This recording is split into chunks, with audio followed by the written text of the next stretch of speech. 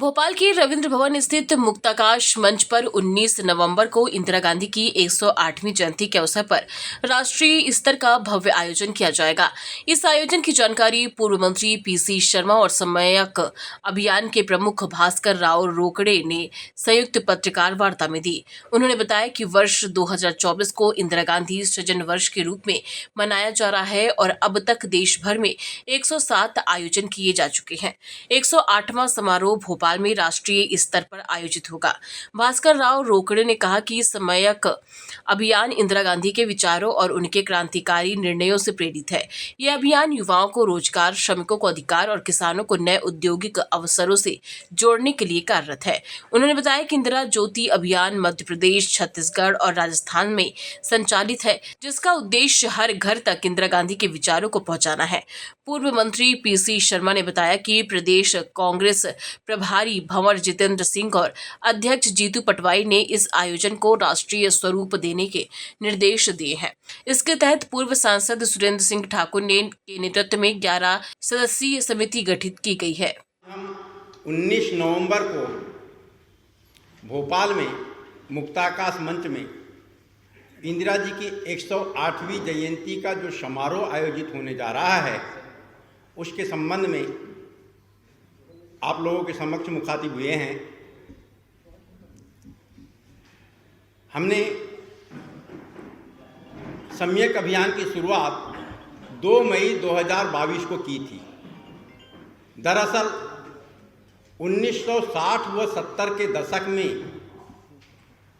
जिस प्रकार के राजनीतिक वातावरण बने थे और कुछ हद तक उस समय भी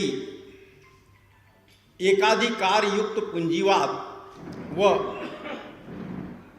पूर्व राजा महाराजाओं का एक प्रकार से वर्चस्व सामने आने लगा था और इंदिरा जी ने किस तरह से उस सारी व्यवस्था में परिवर्तन करते हुए इस देश में समानता मूलक शासन व्यवस्था स्थापित की थी, उन बिंदुओं का बारीकी से अध्ययन करने के बाद वर्तमान दौर में उत्पन्न हालातों को देखते हुए उन हालातों के साथ में क्या इसका संबंध हो सकता है, क्या उस तरह से परिवर्तन हो सकता है, इस पर चिंतन के पश्चात सम्यक अभियान उस समय 7 मुद्दों को लेकर के शुरू किया गया था। बाद में 2 अत्यंत महत्वपूर्ण मुद्दे उसमें जोड़े गए और अब 9 मुद्दों को लेकर मध्य प्रदेश, छत्तीसगढ़ और राजस्थान में संचालित है।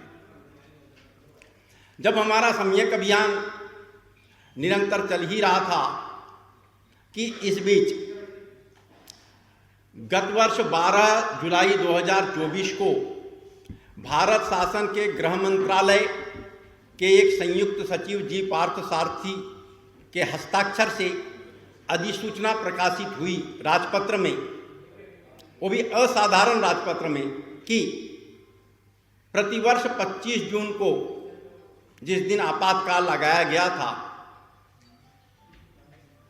संविधान हत्या दिवस के रूप में मनाया जाएगा। मनाया जाएगा इस शब्द पे मैं थोड़ा जोर दे रहा हूं, सेलिब्रेट किया जाएगा, अंग्रेजी में भी लिखा हुआ है।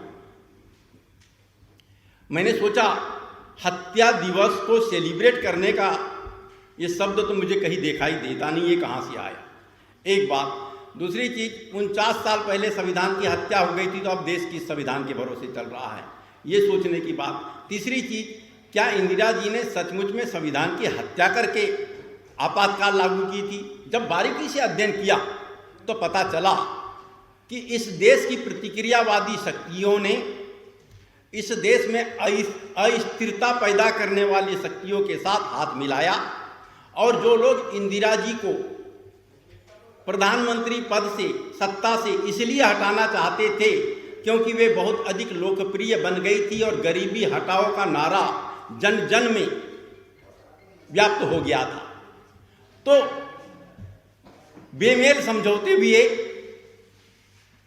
और उन समझौतों ने मिलकर के देश की प्रतिक्रियावादी शक्तियों के साथ मिलकर इस देश में अस्थिरता पैदा करने की पूरी तैयारी की थी। तत्कालीन अमेरिका के राष्ट्रपति निक्सन की भूमिका को लेकर के उस दौर में कई लेख प्रकाशित हुए थे। तो तो उन हालातों में देश में आंतरिक सुरक्षा व्यवस्था को बनाए रखने हेतु संविधान में उल्लिखित अनुच्छेद 352 में निहित प्रावधानों का उपयोग करते हुए श्रीमती इंदिरा गांधी ने उस समय आपातकाल लागू की थी ताकि अस्थिरता पैदा करने वाले लोग सफल न हो पाए। तब मैंने इन परिस्थितियों का अध्ययन किया कि इन्होंने जो आपातकाल के दिन को संविधान हत्या दिवस घोषित किया है, इससे क्या परिस्थितियां बन सकती है, वैश्विक मंच पर क्या संदेश जा सकता है। विश्व के दूसरे देश कहेंगे कि भारत में जब संविधान ही मर गया है तो किस संविधान के भरोसे चल रहा है, बड़ी विकट स्थिति पैदा हो सकती है। तो हमने 25 जुलाई 2024 को दिल्ली में प्रेस क्लब ऑफ इंडिया में इस संबंध में प्रेस वार्ता आयोजित किया और हम आपको बताना चाहते हैं कि हमारे पत्रकार बंधु जितनी संख्या में वहाँ मौजूद थे उनसे ज़्यादा पुलिस और अन्य विभागों के लोग मौजूद थे जो ये चाहते थे कि ये प्रेस वार्ता ही न हो। हमने कहा ठीक है, हमें अपनी बात रखने दीजिए, उसके बाद चाहे तो आप हमें गिरफ्तार भी कर सकते हैं। लेकिन हमने पूरी बात रखी। उसके बाद भी पुलिस वाले भी उन्होंने भी माना कि नहीं, आपने तर्क संगत बात रखी है, इस पर कोई कार्रवाई हमारे ओर से नहीं की जा सकती। उसके पश्चात हमने मुंबई, भोपाल, नागपुर, जयपुर, लखनऊ में प्रेस कॉन्फ्रेंस किया। ऐसे कहीं कोई स्थान नहीं है जहाँ पर कि बीजेपी के लोगों ने आके हमसे तरह तरह के सवाल करना शुरू न किए हों। लेकिन हमने उनसे कहा कि आप मीडिया के सामने आइए, मीडिया के सामने बात रखिए कि हमने जो बात रखी है वो गलत है। तो हमारे लिए प्रसन्नता का विषय है कि बीजेपी का कोई भी नेता मेरे द्वारा दिए गए तर्कों पर मीडिया के सामने नहीं आ पाया। भोपाल से आदित्य सराठे की रिपोर्ट।